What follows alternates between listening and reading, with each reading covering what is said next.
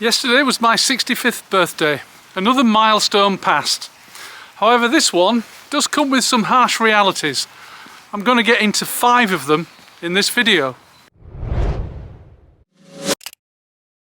I've got a life expectancy of 84.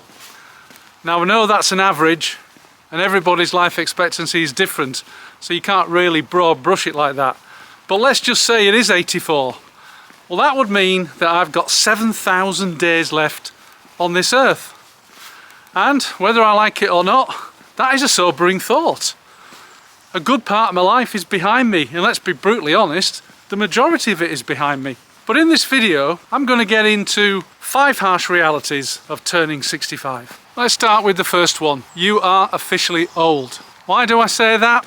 Well, the other day I came across something called a frailty score. It's something that the NHS applies to people if they're over 65. And it scores on a 1 to 9 basis. 1 being fit, 9 being terminally ill. But the reason I came across this score is that unfortunately my 95-year-old Uncle Archie is currently in hospital. He's been there for about a week.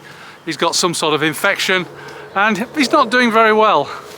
And one of the things that the NHS will be assessing him on is this frailty score to decide whether or not he'll come out of that hospital and be able to go back to living in his house. Back in the 60s, when you were 65, you were officially classed as an old age pensioner. It became the state pension. And the age at which you get your state pension is constantly being pushed out. In my case, I get my state pension when I'm 67. But as I said, there was a time when it was 65, which made you officially old. The state pension age is moving out for a reason though, and that's because you are expected to live longer. As I said earlier, I'm expected to live until I'm 84, but back in the 1960s, a 65-year-old man was only expected to live till they were 78. Turning 65 does have a few benefits though. You do get concessions, a reduction in the price of things because you're now 65. That's a good thing, save a bit of money. One thing you don't get at 65 here in the UK though is a free bus pass. You've still got to wait until your state pension age for that one, I'm afraid. Number 2, society overvalues youth. I used to watch an American TV series called The Blacklist, and the main character was a guy called Raymond Reddington. And here's a quote from Raymond Reddington. "People say youth is wasted on the young. I disagree. I believe wisdom is wasted on the old. All you can do is part with it, but very few will take it. Least of all the people closest to you. They want no part of it." What Raymond basically is saying is you reach an age where you've got lots of wisdom, but there isn't really an outlet for it because the young are not listening. When you were in your 20s or your 30s, did you take any notice of people who were 65? It's a little bit easier these days because YouTube exists. So you can share your wisdom with people, and as this channel proves, there are people to listen. But they're not necessarily the young. The 20-odd-year-olds and the 30-odd-year-olds are not listening. Long gone are the days when elders were held in high esteem, and everybody in the tribe would consult the elders before making important decisions. Can you imagine the young people of today doing that? There comes a point in life, and 65 is as good as any point. If you're not careful, you can become completely irrelevant. There is this perceived irrelevance for people over 65, and you encounter that more than anywhere in the workplace. Which leads me on to number 3, fewer work opportunities. I quit working when I was 44.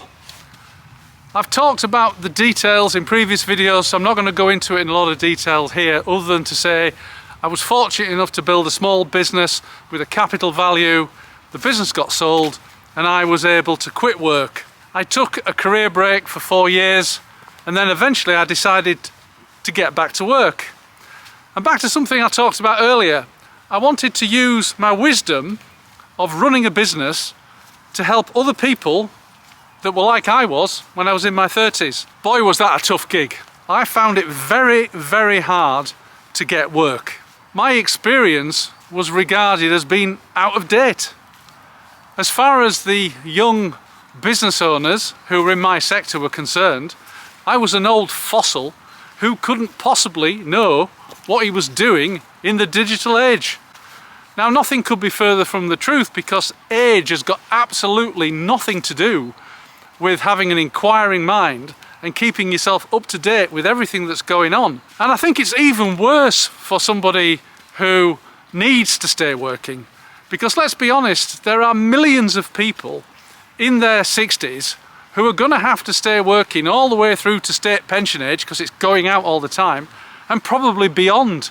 There is this perception that you're better off recruiting younger people who've got more to offer, more growing to do. Perhaps they're more malleable. Difficult over 50s and over 60s should be avoided at all costs. Employers don't seem to understand simple demographics, because here's the fact: our population is aging. Young people are getting less and less. Older people are getting more and more. So they're going to have to figure out some way of getting over their prejudices of employing older people, for the simple reason that there just won't be enough young people to do the jobs. Now, it could be that a lot of those jobs may be lost to automation, I'm not sure, or AI. I'm sure some of you will have thoughts on that. Leave it in the comments if you do. But as I see it, and I'm somebody who used to be in the recruitment industry, there are going to be less and less candidates available for the jobs. So surely part of the solution is to try and get old people, or older people, the over 50s say, back to work. Now, I know what you're thinking. You're probably thinking, hey, hang on a minute, Nick. I thought you were a retirement channel and you're all about quitting work as soon as you possibly can. I 100% believe in that if you can, you should. But if you can't, that's a whole different story. If there are financial reasons that you've got to keep working, at the end of the day, there have to be the jobs available for you. And if there aren't, well, that's a big problem. So if you can afford to retire, please do. My fourth harsh reality is that novelty has largely gone. I don't get excited about doing things like I used to do. I made a video recently which was all about why I stay at home more often these days, and why I'm happiest on long solo walks like this one today. In case you're wondering where I am, I'm at Harewood House just outside Leeds, and this is the deer park. So deer are not a rare thing out here at Harewood House. I love walking because I can choose a different walk, and it's great for my mental health. I'll talk more about that later. This has had a knock-on effect when it comes to travel. These days, I really don't want to jump on a long-haul flight and travel 16 to 20 hours to the other side of the world and be completely knackered for 2 or 3 days when I get there. I'd much rather stay closer to home, and by closer to home, I mean the UK and Europe. I enjoy going to Portugal. If you've watched my videos, you'll know that. I also go to Scotland. And my wife and I jump on cruises and have breaks away in the cities of Europe that are within 1 or 2 hours and are in the similar time zones to Britain. I've still got some long-haul destinations on my bucket list.